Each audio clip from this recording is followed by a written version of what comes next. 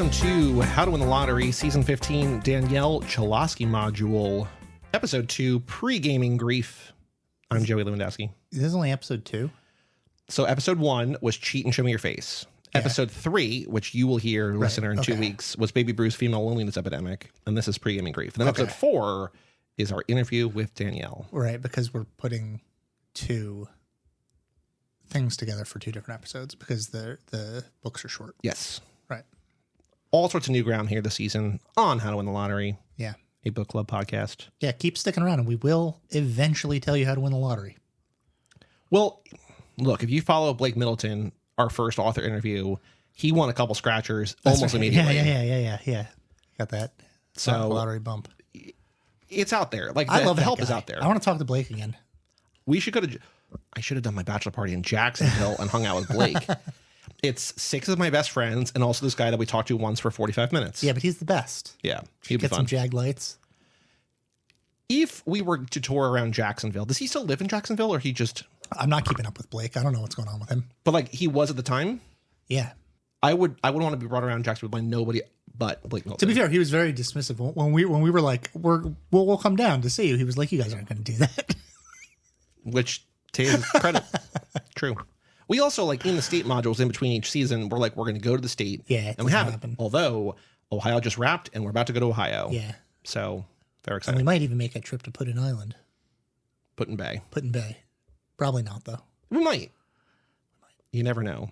Anyway, here to talk about Pre-Gaming Grief, Danielle's first long-form novel. Yeah. Right? With, I guess, mostly it has stuff in common with Cheat, which is her first. How so? It takes the form of a second-person narrative that abandons that second-person narrative for significant portions. It's epistolary. But it is... No, this one is not epistolary, really. Is it? Do you think? I sort of got the impression it was like a long letter, because especially at the very end, she says about how you... Was it you or Andrew? And I don't remember, and I just read this.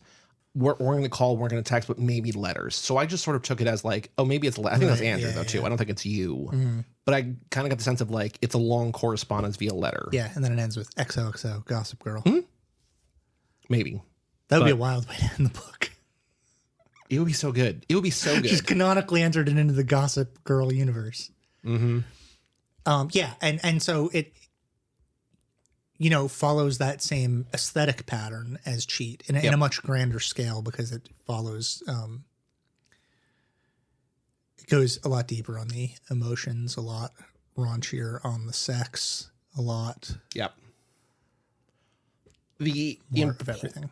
Important might be the wrong word here, but the big shift here, which is something we talked about in the last episode, and we will talk about again in the next episode, which we've already recorded, is this is explicitly autofiction in a way that makes me not question other stuff, but like we've talked about and what we will talk about, we approach all stuff as though it is not, and it feels like maybe we should have as though it were. It's interesting because she names herself. Yep. As the narrator here, Danielle Chelosky. Yeah, she says Danielle at one point, and then she says she's like tracing somebody's tattoos. Yeah. Yes. And you know, Philip Roth does that, where he has characters named Philip Roth in things that are explicitly fictional circumstances. Like, for example, Charles Lindbergh becoming president of the United States. Are they or one where he's like a spy for the Mossad? Main characters? Or are they just no? He's the guy. Okay. He's the guy that is the narrator of the book. Yeah. And so, like, there is space within the like metafictional world to make stuff up. Sure. But do you think that's what she's doing here? Because this is also a character I don't know. Who graduated from Sarah Lawrence, who is about her age, who has similar experiences to the other characters in the other books. Right. And that's the same with Philip Roth in these novels is a guy that, you know, has published Portnoy's complaint and is, you know, has been hounded by the media for being against the Jews and things like that. So I think there's still value to treating it as though it's fictional, especially because if you don't, then you start not thinking in terms of plot and you start thinking in terms of like this person, you know, that has a story and you want to like, instead of analyze it, you want to like give them advice and shit, which I do, which I have no interest in doing. Danielle Chelosky has her own life that like, I don't want to be like, hey, let me tell you how to live. That would be insane. I did think there were, I don't remember. I wish I made note of like the specific thing, but the same way that when we talked to Megan Boyle, you were like, I wish you wouldn't like text and drive or whatever, or live blog and drive. And then she like referenced that later, like in the quote sheet or whatever. Like there was one, I wish I wrote it down. There's like one line about 2/3 of the way through this book that I'm just like, I bet Shreds has like a very specific, like, oh, don't do that. Like it's sort of like a fatherly, like, I wish you wouldn't. Yeah. To like one thing she was doing. And I was just like, well, there's precedent. Yeah. I like the character. So when she is putting herself in danger or is emotionally wounded by things, it affects me. And so like then to on top of that, we weren't thinking of Megan Boyle's work as being fictional. Right. We were thinking of that as like, that's who that person is. But that was like the point of the exercise, right? Yeah. Yeah. So again, like if I think of Danielle, the narrator, as Danielle the person, even as Danielle the person is not someone that I've met, it becomes, the emotional hazards of that are a little more difficult, I think, for someone reading a book. Yeah. Then it does become like an addiction memoir, and that's a little harder to criticize and a little harder to analyze, because it's like, well, you don't know this person's life, or you don't know, So even though she is the narrator, Danielle Chelosky, are you still approaching this as though it's autofiction? Yeah, it's fictional. It's fiction. Okay. Treat it like it's fiction. The other thing that differentiates this, or I guess maybe not differentiates this, but like a focus here that is different from her other work that you noted in your Goodreads review, and then I also thought of and was really intrigued by, is the fact that this is a COVID novel. Yeah, I feel like we're entering an age of COVID art. Yep. Well, so far this year, 2 of my 3 favorite movies are COVID. It's Grand Theft Hamlet and Eddington are both explicitly like, what was life in 2020 like? Yeah. And it's interesting because, like we got so much, like generations have the things that they write about, right? Mm-hmm. And like, so there's like the generation that wrote a lot of World War II novels. There's a generation that wrote a number of Vietnam novels. There are some 9/11 novels, but not that many. There are almost no school shooter novels. And COVID seems like the thing that. Do you think it's just too harrowing?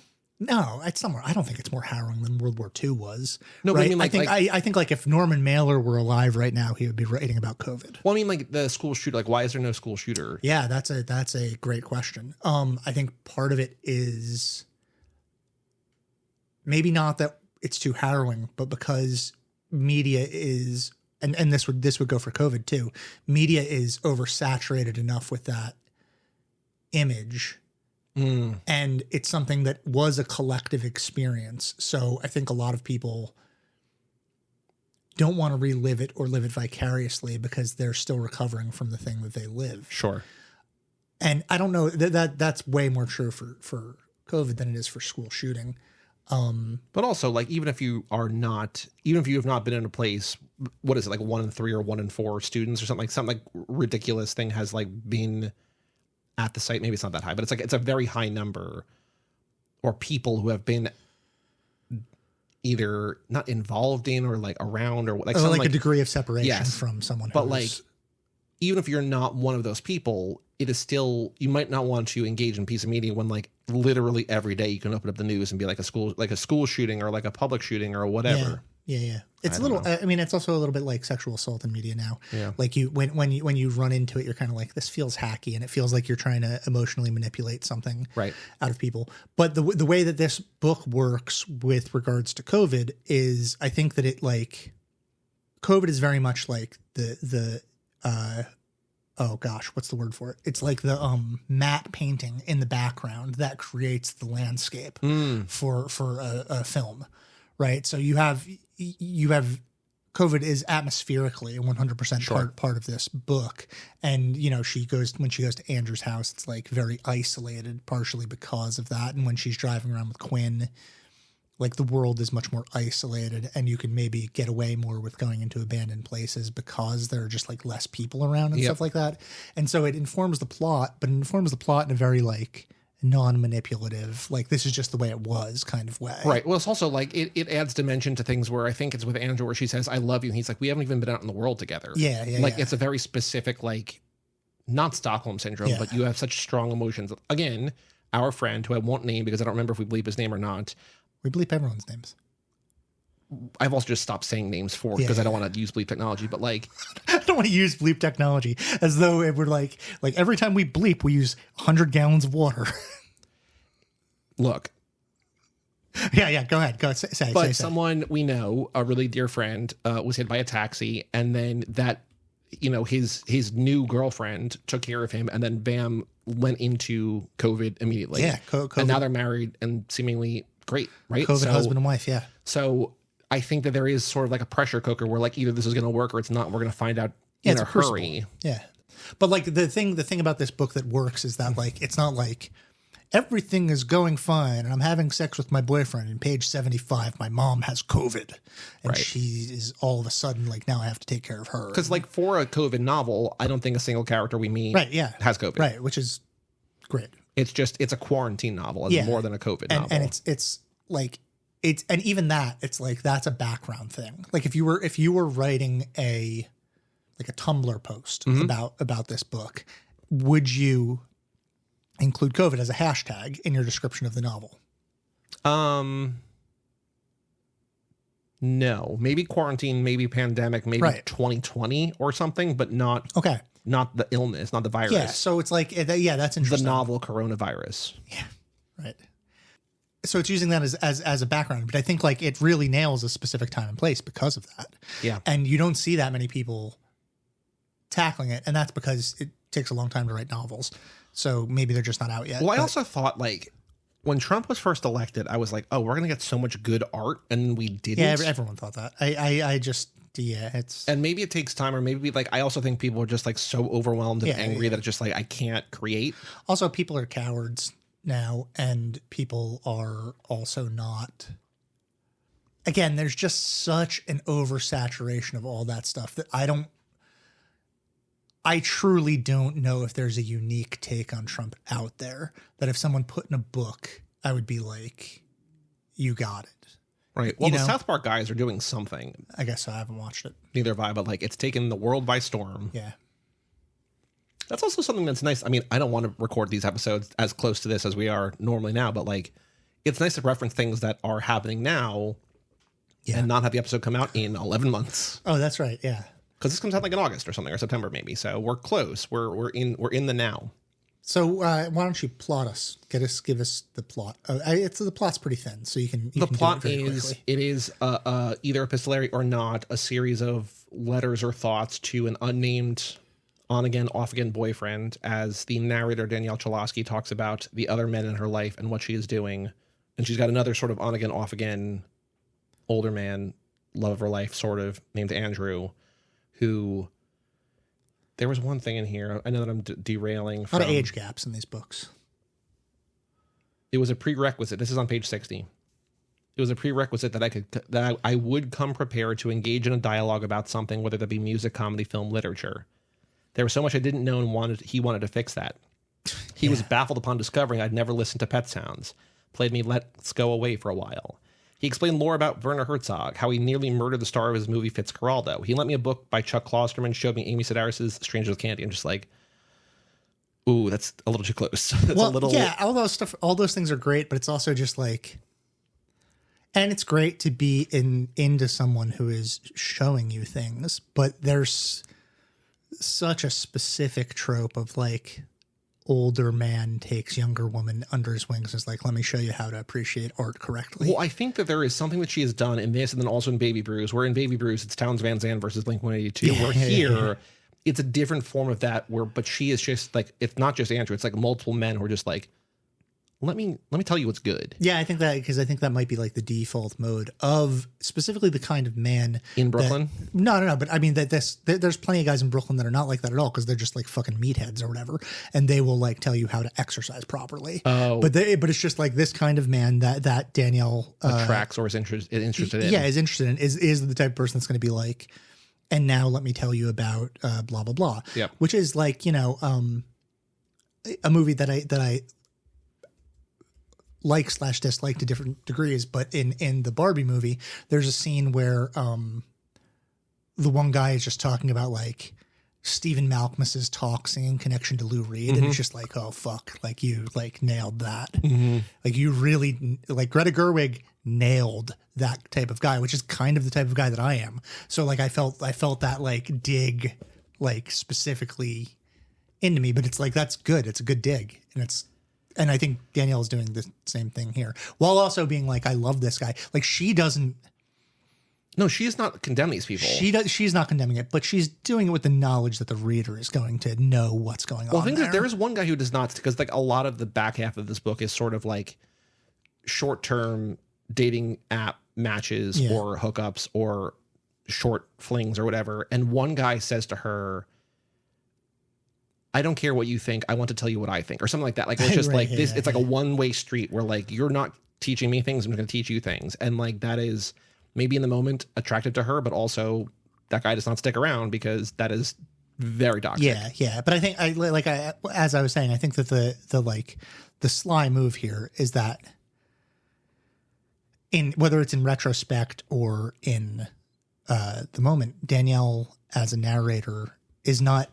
not judging this person as a narrator, but Danielle, the author, knows that the reader is going to like pick up on that dynamic and be like, like kid, get away from these guys. Even if like these are things happening, because I think most of this book happens when she's like 19, when the character is 19. And if you're thinking about this book comes out in 2022-ish, I think, or 23. So she's 21, 20, like it's like a couple years.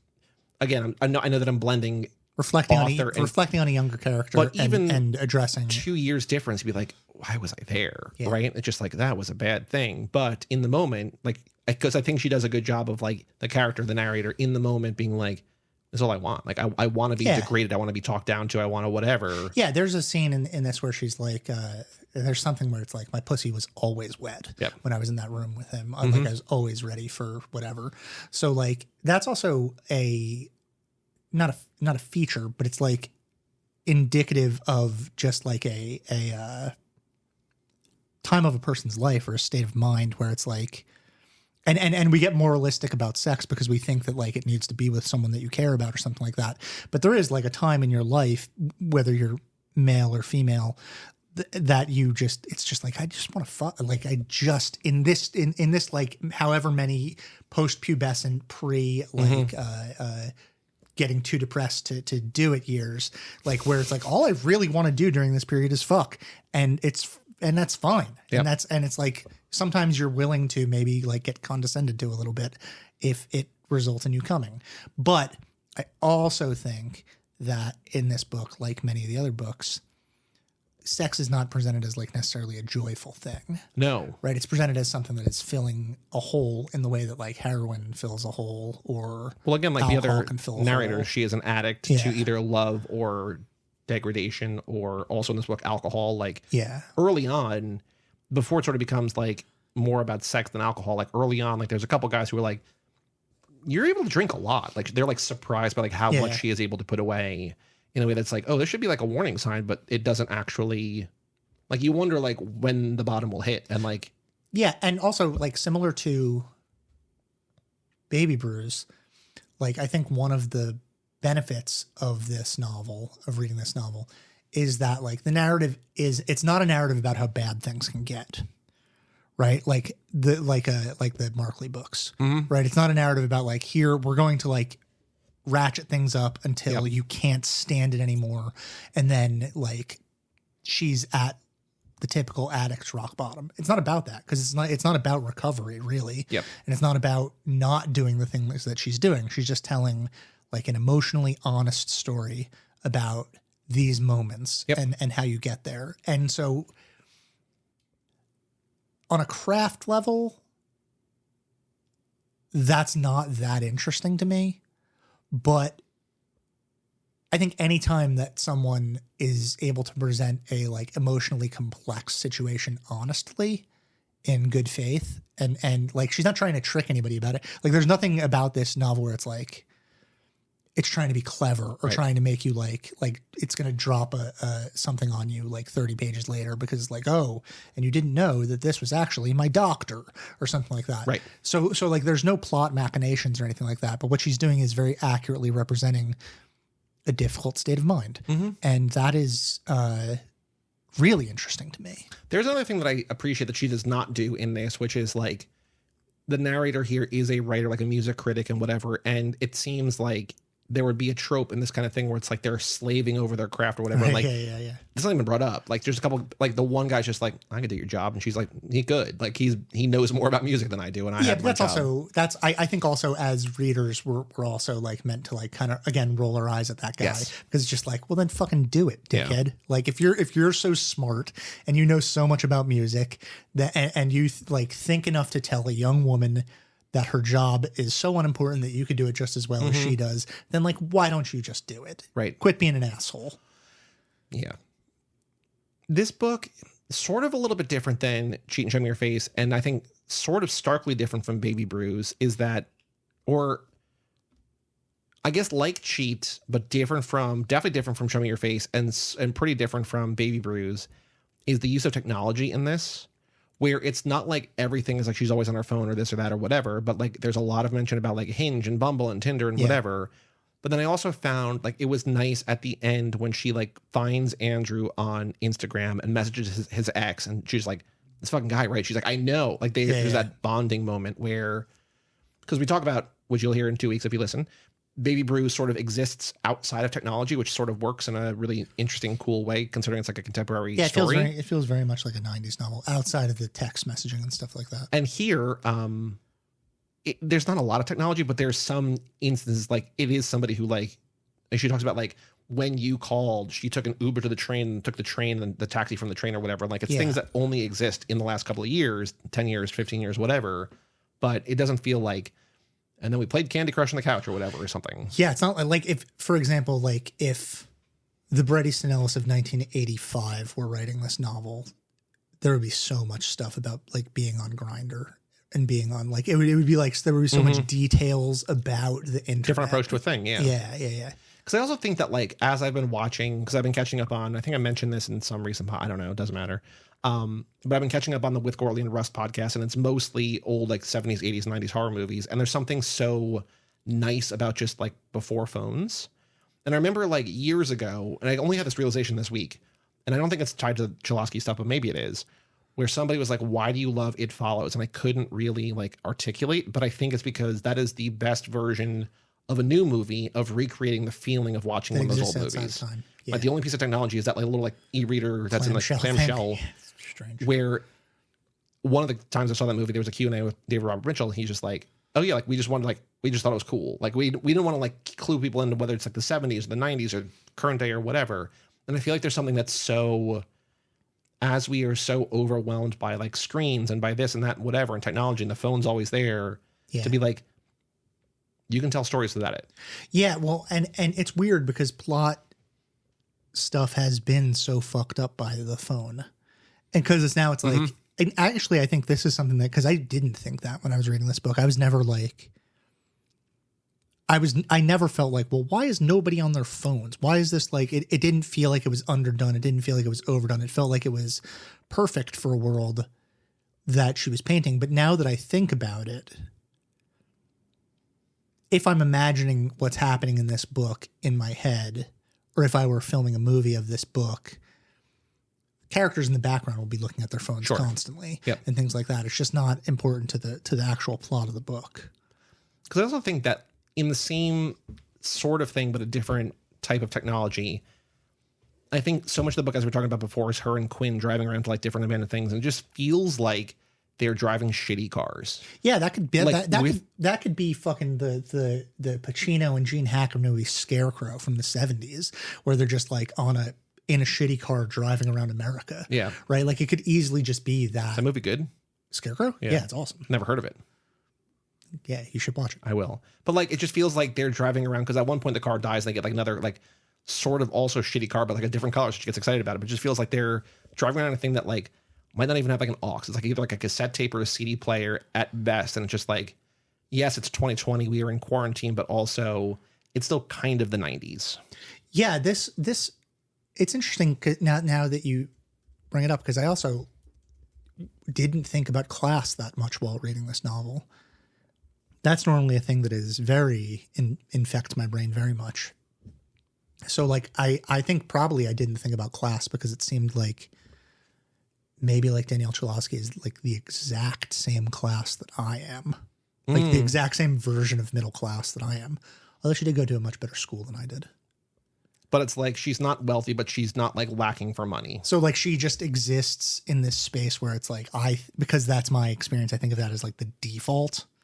But also like it's not a part of the plot. Like we don't see her work. Yeah. We don't hear her talk about money. We don't hear her talk about bills or really her apartment at all. Yeah. Oh yeah, that's true too. So she does just move into an apartment in Brooklyn, which I couldn't have done at any point in my life. Maybe Chelosky is richer than I was. And then also she's just like, yeah, I moved out 3 months before, a month before my lease, just because like I needed to get away. It's like, well, yes. If you have like money to throw away, like now that I think about Brooklyn it, we have very different lives, and she's got a lot more money than I did. Wow, outed both ways. But I do think like there is a nice like.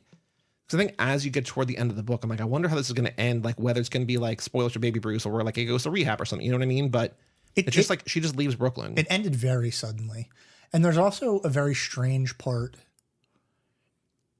What I found a very strange part where it goes into like the death of her father a little bit and then like leaves that. Yes. And it's just like, oh, that's like so aesthetically different from the And that rest was of like the a book. very vivid, like where like her brother walks through the screen door and just like shouts out and like, I think she describes it as like ruining the morning or something. Yeah. Like the ruining the serene morning, and her mother like knowing what had happened before she was even told. Like it's so vivid.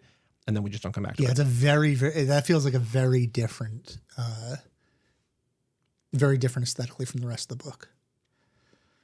I don't know if I want to read a whole book like that. Like I'd rather read a whole book like this, but I do like that dip in, but it also is a little strange. Jarring. It's jarring. You want to read the Eggs email or you have other things to say? Let's go to the Eggster. We have an email address, lottery@cageclub.me. On a recent episode of Too Fast that we recorded, I said, you can email us lottery, and Joe's like, lottery? I was like, it all comes to me. You can email lottery. I mean, don't, but like you can email lottery. You can email family at, it doesn't matter. We have an email address, lottery@cageclub.me. Writing about this book, any book, we'll read it. Or your personal problems.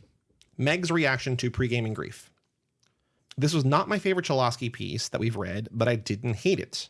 My favorite piece has been Cheat, which is still the first one. Yeah, that's interesting. And I think that's why I didn't really like this one as much. It felt like it was doing a similar thing that Cheat was doing, spiraling between quote unquote you and another love interest, and that both loves are unhealthy. This piece didn't have the emotional gut punch that Cheat did. This piece's sadness came from sort of ending without closure, which I'm happy with. Always. I was surprised that I liked Chelosky's use of the pandemic as the backdrop of the second half of the novel. I thought that her internal struggles matched the outer chaos well, and it was clear that while her life would have been different had the pandemic never happened, the pandemic was not the worst thing happening in her life. It provided a flavor, but that wasn't shoved down our throats. That's an interesting thing. Yeah, that's a good take. I like the depiction of Chelosky's friendship with Quinn. The part where Quinn told her that she didn't deserve the crystals because they were spending too much time together made me laugh because of how real that situation is. I also, I like female friendship in books because I think that I have no access to that. I mean, I know, I obviously right. I have friends who are like female friends who are friends with women, but like some of your best friends are women. Yeah. Some of my best friends are women. Some of my best friends are women who are friends with women, but like, it's like, I don't have an unconscious, pathway to that headspace. So the narration of female friendships is always interesting to me. I guess part of my disappointment with this novel is that I was expecting there to be some sort of tangible grief that Chelosky was building to, hence the quote unquote pregaming, but it just sort of ended, which is fine. I did think that toward the end, there's a conversation she has with Andrew, I think, where basically it almost felt like it was about him. Like he has been his life pregaming grief. Yeah. And she doesn't use the phrase, but she talks about grief and like preparing for it or whatever. Yeah. And it felt, that's actually something that I made a note of and didn't write down. I sort of assumed the title would be about her, but it might be about him or it might be about all of us. I thought it was going to be much more a novel about loss. I thought it was going to be like, a dead dad novel. Well, also like pre-gaming grief kind of implies though that we're not getting to the grief. Yeah, that's true. I did laugh at the line, quote, one time Andrew argued that development was a big flaw in human development because that is sort of Shred's MO. And it was like the worst person just made a great point because Andrew's the worst. when he references language, I'm like, oh, Shred. Yeah. Yeah. All in all, a nice little book, and we have Cheat for the module, and I look forward to the next one. Well, listeners, we got Baby Brews next week. We got the interview after that. But yes, this is the last thing we're reading, and we've read all of our work. Yeah. Today's Crime is Breaking and Entering. That feels like an easy one, but it also feels like an obvious one for this novel.